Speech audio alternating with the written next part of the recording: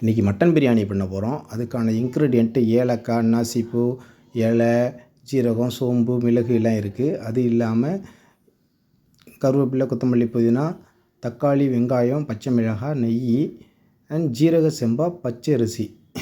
இது நல்ல அரிசியாக பார்த்து வாங்கியிருக்கோம், 24 கேரட்டு. இப்போ மட்டன் குக்கரில் வெந்துக்கிட்டு இருக்குது. இது ரெடி ஆகிடும். அடுத்தது பார்ப்போம். இப்போ எண்ணெய், ஜீரகம், கல்பாசி, பட்டை வகை இது எல்லாமே சேர்த்தாச்சு. சேர்த்ததுக்கப்புறம் நம்ம வெங்காயம் போட போகிறோம். நெக்ஸ்ட்டு இப்போ பெரிய வெங்காயம் தேவையான அளவுக்கு நம்ம சேர்த்துக்கிறோம். இது சேர்த்ததுக்கப்புறம் இதை நல்லா வதக்க போகிறோம். எப்படி வதக்க போகிறோன்னா, அந்த கலர் மாறுற அளவுக்கு நம்ம வதக்க போகிறோம். இதை பாருங்கள், இது பொன்னிறமாக வர வரலும் வதக்குறோம். இப்போ மட்டன் வெந்துருச்சு, அதை எடுத்து தனியாக வச்சுட்டோம். இந்த தண்ணியை தனியாக எடுத்து வச்சுக்குவோம், மட்டன் தனியாக எடுத்து வச்சுக்குவோம். இதில் தேவையான இன்க்ரீடியன்ட்ஸும் சேர்த்துருக்கேன். இதில்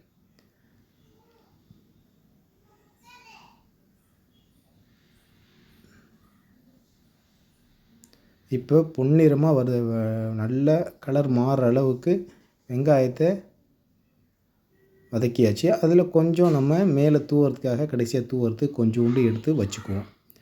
பாருங்கள், கலரை பாருங்கள் எப்படி இருக்குன்னு. இந்த அளவுக்கு கலர் வந்தால் தான் நமக்கு பிரியாணி நல்ல டேஸ்ட்டாக, நல்ல கலர்ஃபுல்லாக வரும். இப்போ நம்ம ஓன் இன்க்ரீடியன்ட் மசாலா சேர்க்குறோம். இந்த மசாலா இதுக்கு ஏற்கனவே நம்ம இஞ்சி பூண்டு பேஸ்ட்லாம் சேர்த்தாச்சு. ஓன் இன்க்ரீடியன்ட் மசாலாவும் சேர்க்குறோம். இப்போ சேர்த்து நல்லா இது வதக்குறோம். கலர் மாறுற அளவு. இப்போ கலரை பாருங்கள், ஒரு கலரே உங்களுக்கு எந்த அளவுக்கு டார்க்காக இருக்குது அப்படின்னு.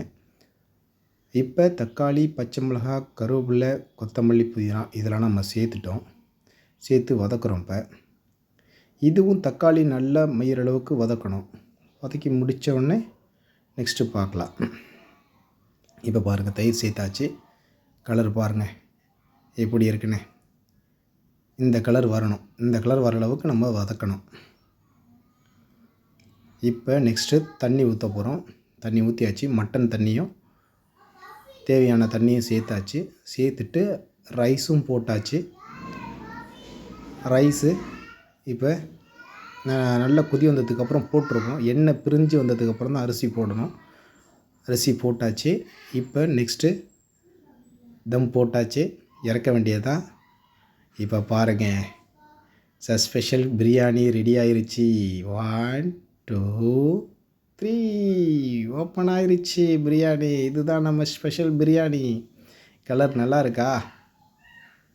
நல்ல வாசனை, நல்ல பிரியாணி வாசனை, மட்டன் பிரியாணி வாசனை நல்லா இருக்குது. அதை பாருங்கள் எப்படி உதிரியாக வரும்னு பாருங்கள். அவ்வளோ அல்டிமேட்டான பிரியாணி.